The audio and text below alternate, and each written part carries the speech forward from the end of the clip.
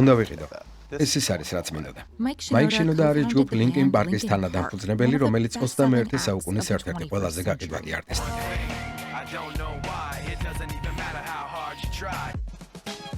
ჩემი პირველი ბითები ყველა ვინილის ფირფიტიდან იყო სემპლირებული. ბოლო დროს მან ბევრი ვინილის ფირფიტა გაყიდა და მას თავადაც უყვარს მათი ყიდვა. აი ამას ეძახი როკს. ის მარტო არ არის. გასულ წელს ვინილის ალბომებმა პირველად 1987 წლის შემდეგ გაუსწრო სიდებს გაყიდვაში, რაც 1.2 მილიარდ აშშ დოლარს შეადგენს. დღევანდელ ციფრულ ეპოქაში ადამიანებს შეუძლიათ მოусმინონ ასობით მილიონ სიმღერას ნებისმიერ ადგილას. და მაინც ვინილი, რომელიც ძვირია, უძრავია და განწირულია გონად, ბუმს განიცდის. ეს იყო რაღაც ისეთი, კარგი, ეს აღარასოდეს დაბრუნდება, მაგრამ შემცი, ვერ გამჭრიდე. არა, არც ერთი ფიზიკური ფორმატი არ დაბრუნებულა, სანამ ეს არ დაბრუნდა. აი რატომ ბრუნდება ეს ანტიკვარული ფორმატი. როგორც ციფრული მუსიკის რევოლუციის მიუხედავად, ისე მისი წყალობით. დასაწყისის დასაწყისში, მე-20 საუკუნის ძალიან ადრეულ პერიოდში არსებობდა ცვილის ცილინდრები, რომლებზეც ხმის ჩანაწერი იყო დატანილი. თომას ედისონის ფონოგრამმა ჩაწერილი მუსიკა მასებს გააცნო. საბოლოოდ კი მან დაიწყო ასეთი დისკების გამოყენება.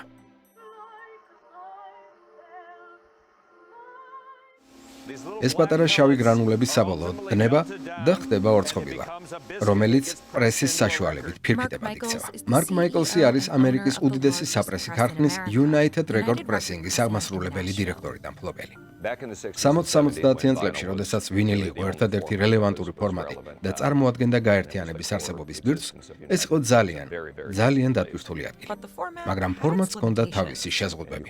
მისი მოსმენა სამსახურისკენ მიმავალ გზაზე ან სხვა რამის კეთების დროს ნამდვილად არ შეგეძლო. ამიტომ კომპაქტ დისკები გაცილებით მოსახერხებელი იყო. 1987 წელს სიდებმა პირველად გაუსწრო ვინილის ფირფიტებს გაყიდვაში. იმ დროს თითქმის ექსკლუზიურად უსმენდით სიდებს, ხოლო ვინილზე ვფიქრობდით როგორც მოძველებულ ამბავზე. ფორმატმა თავის ყველაზე დაბალ წერტილს 2006 წელს მიაღწია, როდესაც iPod-ები გამოჩნდა და ჩაერთო ციფრულ მუსიკაში. 2007 წელს, როდესაც კომპანია ვიყიდე, ეს ბევრად პატარა ბიზნესი იყო. იმ დროს 38 თანამშრომელი ყავდა. მუსიკის მოყვარულებს შეუზღუდავი არჩევანი ჰქონდათ. ვინილი თითქოს მკვდარი ჩანდა. არავინ ფიქრობდა, რომ ვინილი დაბრუნდებოდა გარდა ყველაზე მძიმე ფანებისა. მაგრამ 2010-იანი წლების დასაწყისში ასეც მოხდა. ჩვენ შეგვიძლია დავსვათ კითხვა, რატომ მოხდა ეს? მთელი ის მუსიკა, რაც გეოდესმე ჩაწერილა, თითქმის ყველა ჩვენგანისთვის ხელმისაწვდომია ტელეფონებზე. ამ გამოცდილებაში რაღაც აკლდა. ალბომი მხოლოდ მუსიკას არ ეხება. პასუხი იმაში მდგომარეობს, თუ როგორ გამოვხატავთ გულშემატკივრობას.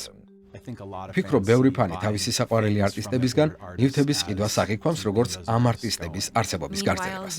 ამასობაში კომპანიამ დაინახა, რომ მოთხოვნა უზომოდ იზრდებოდა. 100 ადამიანამდე გავიზარდეთ. ერთი წლიდან გადავედით 3 წლიან მუშაობაზე. ჩვენ ყველაფერი გავაკეთეთ, რომ ამ ზრდისთვის ფეხი აგვეწყო. ვინილი დაახლოებით იგივე ღირს, რაც შავი მაისური კონცერტზე და ნაკლები ვიდრე ჰუდი. ის შეიცავს რეალურ მუსიკას, ულამაზეს გრაფიკას, ფოტოგრაფიას, ტექსტებს და ასე შემდეგ. და ამიტომ ბევრი ფანისთვის, განსაკუთრებით ახალგაზრდებისთვის ეს საკმაოდ კარგ გარიგებად ითვლება. Linkin Park-ის 2023 წლის ალბომის მეტეორას ხელახლა გამოცემამ სამჯერ მეტი ვინილის სასლი გაყიდა, ვიდრე 2020 წლის Hybrid Theory-ის ხელახლა გამოცემა. Hybrid Theory-ის მე-20 წლის თავისთვის CD-ის გაყიდვები კვირაში დაახლოებით 13,000 შეადგენდა, მაშინ როდესაც ვინილი დაახლოებით 3,000 იყო. და იმ დროისთვის, როდესაც 2 წელიწადში მეტეორამდე მივედით, ვითარება შეიცვალა. ერთი ფორმატიდან მეორეზე ასეთი მკვეთრი გადახტომა რამდენიმე წელიწადში საკმაოდ მნიშვნელოვანია. და სწორედ ეს მნიშვნელოვანი ამბავი, ანუ ვინილის გაყიდვები, ეხმარება არტისტების ფინანსურ მდგომარეობას. მოთხოვნების სამებრ, სტრიმინგის სერვისები, როგორიცაა Spotify, Apple Music, Amazon და სხვა, იხდიან ერთ სტრიმზე 1 ცენტზე ნაკლებს. არტისტები მნიშვნელოვნად მეც გამოიმუშავებენ ფირფიტის გაყიდვიდან. და ეს ლოგიკურია, არა? გულისხმობ, დღეს ვინილის ფირფიტა 25-დან 30 დოლარამდე ღირს. ამასთან, ბევრი ფანი უპირატესობას ვინილის ჟღერადობას ანიჭებს. მასში უფრო მეტი სიცოცხლეა. ის ძალიან მიზიდავს. არ ვეღლები მისით. თუ ფირფიტა სადმე ძველმანების ბაზრობაზე ვიყიდე და ის ნამდვილად ძველია, მტვრიანი, დაკაწრული და აქვს ის ჟღერადობა, მაშინ ჩემთვის ეს მართლაც განსხვავებული გამოცდილებაა. მიუხედავად იმისა, რომ ვინილი ბრუნდება, 2022 წელს ფიზიკური ფორმატების შემოსავალმა ჩაწერილი მუსიკის შემოსავლის მხოლოდ 11% შეადგინა. ვინილის მუდმივი ზრდა გარანტირებული არ არის, რადგან ფირფიტების დამზადება ძალიან რთულია და უმეტესი დანადგარები ძირითადად ანტიკვარია. ეს არის ჩვენი ძველი ლენონების პრესების ნაწილი, 50-დან 60-მდე ასაკის. და ამ პრესებთან დაკავშირებული ერთ-ერთი გამოწვევა ის არის, რომ ისინი ფუჭდება. და ამან შეიძლება შეფერხება გამოიწვიოს არტისტებისა და ლეიბლებისთვის. ლინკინ პარკი არ არის სამართლიანი შედარება, რადგან ლეიბლი პრიორიტეტს ანიჭებს ჩვენს პროექტებს. ჩვენი ლოდინის დრო ვინილის დასამზადებლად 6 თვე იყო. ასე რომ, უნდა ვივარაუდო, რომ ბევრი სხვა არტისტისთვის ეს ბევრად მეტია. ძალიან რთულია დამოუკიდებელი არტისტისთვის ან დამოუკიდებელი ლეიბლისთვის შედარებით მცირე ტირაჟის ვინილის წარმოებისა და გამოშვების ზუსტი დაგეგმვა. მაგრამ ინდუსტრია ნელ-ნელა ვითარდება. ახალი მოწყობილობები უკვე იწარმოება. მარკს ახლახან შვედეთიდან 26 ახალი საპრესი ჩამოუტანეს. ბოლო 2 წელიწადი ამას ვაწყობთ. ეს 11 მილიონიანი პროექტია. ახლა United-ი დღეში 60,000 ფირფიტას პრესავს და 234 თანამშრომელი ჰყავს. მიუხედავად გამოწვევებისა, ზოგიერთი ინდუსტრიის პროფესიონალი ფიქრობს, რომ ეს ფორმატი შენარჩუნებულია. სანამ არსებობს მოთხოვნა შეკვეთით დამზადებულ ანალოგურ ხმაზე, რომლითაც მომხმარებელი არტისტს დაუკავშირდება, ვინილი გააგრძელებს ბიზნესის მნიშვნელოვან და მზარდ ნაწილად ყოფნას. არ ვიცი გაძლებს თუ არა და ამარცხებს თუ არა სიდებს ან სხვა ფორმატებს სამუდამოდ, მაგრამ ამ ეტაპზე ხალხმა იცის, რომ როდესაც ვინილზე ყიდულობენ ალბომს, რომელიც უყვართ, ამის მიზეზი ნამდვილად აქვთ. ეს კოლექციონერული ნივთია. ეს უფრო მეტია ვიდრე უბრალოდ ფორმატი.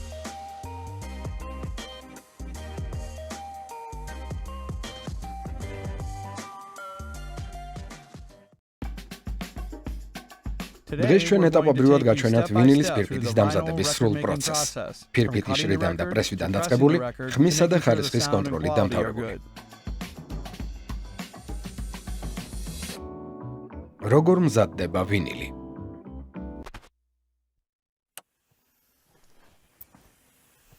პირველი ეტაპი ლაქის საფარია.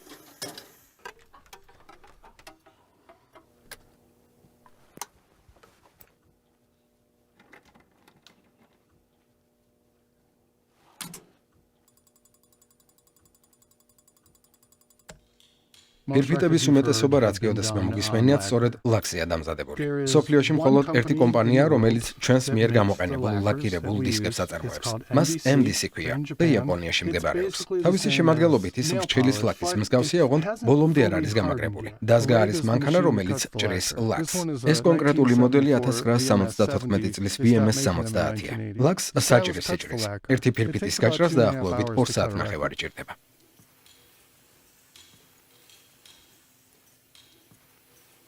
ჭრისას წარმოქმნილი ნარჩენი, რომელსაც ცხელნამცეთს უწოდებენ, დაზგის ძირში გროვდება. დაზგის მნიშვნელოვანი ნაწილია პროგრამატორიც. ის ინახავს ყველა დეტალს სხვადასხვა ზომის ფირფიტებისთვის. იქნება ეს 12 ინჩიანი, 7 ინჩიანი თუ 10 ინჩიანი. პროგრამატორი განსაზღვრავს, სად უნდა დაეშვას ნემსი და სად გაკეთდეს ფინალური ღარი. 12 ინჩიანი ფირფიტის თითო გვერდზე დაახლოებით 19 წუთიანი ჩანაწერი ეტევა. ეს ნიშნავს, რომ საშუალოდ 1 ინჩზე 300-დან 400-მდე ხაზია. ეს ღარები ქმნიან ხმას. როდესაც საჭრისი მოძრაობს წინ და უკან, ზევით და ქვევით, ის წარმოქმნის ვიბრაციას. ამ პროცესში არსებობს 127 დეტალი, რომელიც შეიძლება არასწორად წავიდეს. თუ ჭრისას ტემპერატურა ძალიან მაღალია, ლაკი იწვის, დისკზე ეცემა და ხმაურს იწვევს. თუ ძალიან ცივა, საჭრისი ვერ ახერხებს ლაკის საკმარისად ღრმად გაჭრას და ხმაური ჩნდება იმის მცდელობით, რომ ნემსმა გზა ძალისმიერად გაიკაფოს. ამიტომ ჩვენ მას ერთდროულად ვათბობთ კიდეც და ჰელიუმსაც ვიყენებთ, რათა გადახურება თავიდან ავიცილოთ. ვინაიდან ლაკი ძალიან ფაქიზია, მასზე გავლენას ახდენს სიცხე, ტენიანობა, ტემპერატურა, კატის ბეწვი და ცხიმიანი თითებიც კი. მასზე სული შებერვაც კი არ შეიძლება გასაწმენდად. ამიტომ ვიყენებთ აზოტს. ჩვენ უნდა დავწმინდეთ, რომ ლაკი ჭრისას აბსოლუტურად სუფთაა. აზოტს ლაკის საწმენდად ვიყენებთ, ხოლო მეთილ ეთილ კეტონს საჭრისის სისუფთავის შესანარჩუნებლად. როდესაც ფირფიტამზადაა, ის ორ ბრუნს აკეთებს, ქმნის ჩამკეტ ღარს და ამოიწევა. ამის შემდეგ ის სასწრაფოდ უნდა გადაიტანოთ და გაწმინდოთ. ჩვენ გვაქვს პლატფორმა, რომლის მეშვეობითაც ხელით ამოტვიფრავთ მატრიცის ნომერს. ეს ძალიან პატარა ზომისაა და მისი გაკეთება რთულია. მაგალითად, ამ ფირფიტაზე მატრიცის ნომერია 1796. ასევე ვამატებ აბრევიატურებს TMM და TMP, Third-man mastering და Third-man plating. ადრე ჩემს ინიციალებს WMD-ს ვაწერდი, მაგრამ ვიღაცა მითხრა ცოტა უცნაურად ჭერსო. ამიტომ ახლა ჩემს სახელს შემოკლებით WAR-ს ვაწერთ. ამით ჩანაწერი დასრულებულია. მას შემდეგ რაც უორენი მასტერინგს დაასრულებს, ლაქს ვაგზავნით სტამპერად გადასაქცევად, რათა ფირფიტების წარმოება შევძლოთ. ამ პროცესს ელექტრომოთუთიება ეწოდება და ის სხვა ობიექტზე სრულდება. პროცესი გულისხმობს ლაქის დაფარვას ვერცხლის ნიტრატით და მის ჩაშვებას ნიკელის აბაზანაში. სტამპერი ლაქის სარკისებული შებრუნებული გამოსახულებაა. როდესაც სტამპერს უკან ვიბრუნებთ, ვატარებთ საკონტროლო პრესვას და ხარისხის შემოწმებას, რათა დავწმუნდეთ, რომ ჩანაწერი კარგად ჟღერს. ყოველ ჯერზე, როცა სტამპერის გამოცვლა უწევთ, გადიან გაწმენდის ძალიან მკაცრ პროცესს. ყალიბის ზედაპირს ზედმიწევნით ასუფთავებენ. ისინი რწმუნდებიან, რომ არსად დარჩა მტვერი, რადგან ის ფირფიტაზე გადავა. სტამპერის სისქე სულ რაღაც 3-4 მილია. ამიტომ თუ მის ქვეშ მცირეოდენი ჟანგი ან ფისი მოხდა, ის ვიზუალურ დეფექტად გამოჩნდება და შესაძლოა დაკვირისას პრობლემებით შექმნას. არტისტების თანხმობის შემდეგ კი წარმოებაზე გადავდივართ. პირველ ეტაპზე ვამზადებთ ლეიბლებს და ვმართავთ ექსტრუდერს. ექსტრუდერი გვაძლევს დაახლოებით 200 გრამ ვინილის მარკის PVC-ს, რომელსაც პრესში ვათავსებთ.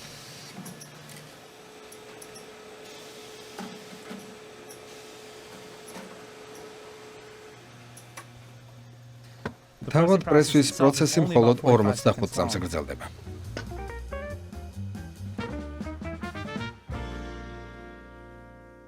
პაკი ძალიან ცხელია, დაახლოებით 150 გრადუსი. პრესვის კამერაში მოხვედრისას ყალიბში მაღალი წნევის ორთქლი მიეწოდება. მთელი ორთქლი და გაციებული წყალი ჯერ ყალიბის ცენტრში გადის და შემდეგ გარეთ ამ მხარეს ნაწილდება. ამრიგად, წნევის ქვეშ მყოფი მასალა იწყებს დენას შიგნიდან გარეთ. ამ დროს ჰიდრავლიკა იწვდება, რათა მასალა პრესში თანაბრად გაანაწილოს და წამიერად ცხელ მდგომარეობაში დააფიქსიროს. შემდეგ კი გაციებული წყალი შედის ყალიბის გასაგრილებლად და ფორმის ჩასაკეთად, რათა მისი ამოღებისას კიდეებზე ზედმეტი მასალის მოჭრა მოხერხდეს. ზოგადი წესის თანახმად დაახლოებით 1000 დაჭერის შემდეგ ყურადღება უნდა მიაქციოთ აუდიო ხარისხის ნებისმიერ გაუარესებას. ჩვენო ოპერატორებმა თავიანთი მრიცხველებით ზუსტად იციან სად არიან, მაგრამ როდესაც ფირფიტები გამოდის და მათ არც ჩაღრმავებები აქვს და არც რაიმე სახის დეფექტები, ეს მართლაც მაგარია. კარგ ჟღერადობასთან კამათი რთულია. ჩვენ ნებისმიერი ფერის ფირფიტას ვბეჭდავთ, რაც კი შეგიძლიათ წარმოიდგინოთ. ყველა სახის პერსონალურ შეკვეთას, გაყოფილ ფერებს, ეკლიპსებს და სხვადასხვა კონცენტრატებს ფერად ბაზებში. თუმცა შავზე უკეთესად მაინც არაფერი ჟღერს.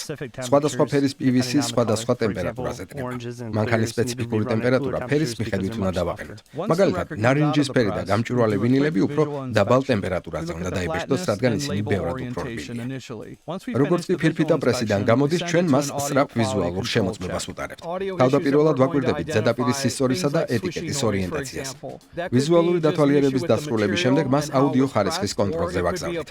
აუდიო ხარვეზები, რომელსაც ამ დროს ვავლენთ, შეიძლება იყოს სხვადასხვანაირი. შრიალისებური ხმაური, რაც შესაძლოა მასალის ამ პრესვის პროცესის ბრალი იყოს, ან თავად სტამპერში იყოს ჩაშენებული. კიდევ არსებობს პრობლემა, როდესაც მასალა ბოლომდე არ ავსებს სტამპერის ყველა ღარს. ასე დროს პრესიდან ამოღებისას მასალის ნაწილი უბრალოდ აკლია ფირფიტას.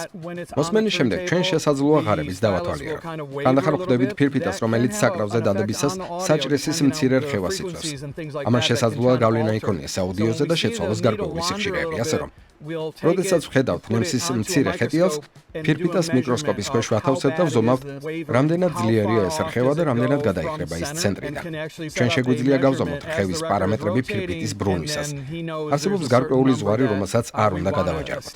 თუ რაიმე არასწორად არის, სხვადასხვა ზომებს მივმართავთ. უპირველესად კი პრესის პარამეტრებსა და ოპერატორის მუშაობას ვამოწმებთ. თუ ფირფიტა კარგად გამოიყურება, გადავდივართ პროცესის ფინალურ ეტაპზე. მას ვათავსებთ სპეციალურ ღერძზე, რათა ვინილი ბოლომდე გასორდეს. შემდეგ კი ხდება მისი ეტიკეტირება, შეფუთვა და ტრანსპორტირებისთვის მომზადება. ვინილი რეალურ სამყაროში არსებობს. ის არ არის რაღაც ისეთი, რაც მხოლოდ თქვენს კომპიუტერსა და ტელეფონშია. ის სამგანზომილებიანია. თქვენი ნერვული სისტემა შექმნილია ამღერების მისაღებად. ის გკურნავთ. ეს საკვები ნივთიერებასავითაა, ვიტამინებივითაა. თქვენ მას გრძნობთ. ეს გავს მასაჟის მიღებას ან ძალიან გემრიელი სენდვიჩის ჭამას. გახმოვანებულია ვინილი ჯის მიერ.